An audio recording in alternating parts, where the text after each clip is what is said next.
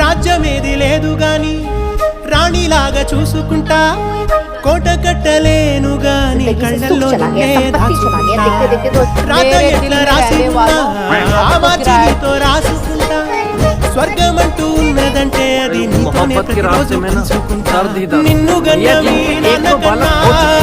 నాన్నగా సాగుకుంటా, నీకు కోపం వస్తే కొంత దూరం ఉంటా, నీకు గీత గీస్తే నేను దాటనంటా, కంట నీరు కంటి రెప్ప దాటకుండా కాటుకై కావాలి